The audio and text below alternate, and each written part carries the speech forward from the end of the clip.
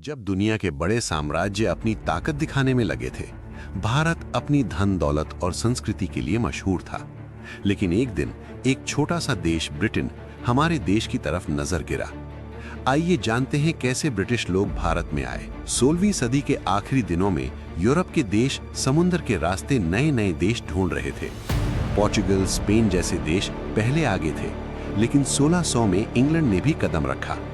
उन्होंने बनाया एक कंपनी, ईस्ट इंडिया कंपनी, जो सिर्फ व्यापार के लिए थी। ईस्ट इंडिया कंपनी का मकसद था मसाले, कपड़े और अनमोल चीजें भारत से लेकर वापस इंग्लैंड भेजना। शुरू में वो सिर्फ ट्रेडर्स थे, लेकिन धीरे धीरे उनकी चाल बदल गई। भारत के सम्राट और राजा उन्हें अपने देश का हिस्सा समझने लगे और ट्रेड में उनकी मदद की। भारत के साम्राज्य जैसे मुगल साम्राज्य तब तक कमजोर हो रहे थे। राजे अपने राज्य के लिए लड़ रहे थे। इस मौके का फायदा उठाकर ब्रिटिश ने अपनी सेना और चालाकी से जमीन और फोर्ट कब्जा करना शुरू किया। 1757 में एक बड़ी लड़ाई हुई, बैटल ऑफ प्लासी। ब्रिटिश और उनके साथियों ने नवाब सिराज-उद-दौला को हरा दिया। इस जीत के बाद ब्रिटिश के लिए भारत में राजनीतिक और आर्थिक कब्जा शुरू हुआ। ट्रेड से लेकर राज्य पर कंट्रोल तक उनका सफर बस शुरू था। धीरे धीरे ब्रिटिश ने अपने अधिकार बढ़ाए। उन्होंने जमींदारी व्यवस्था, कानून और सेना के जरिए अपनी हुकूमत मजबूत की।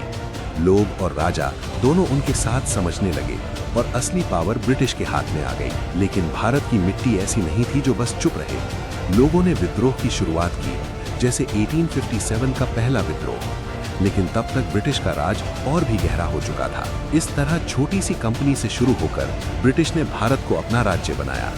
आज हम उन दिनों को याद करते हैं और समझते हैं कि कैसे एक देश ने धीरे धीरे अपनी ताकत और चाल से दुनिया के सबसे बड़े साम्राज्य को अपनी तरफ खींच लिया। अगर आपको ये वीडियो पसंद आया तो लाइक और सब्सक्राइब करें।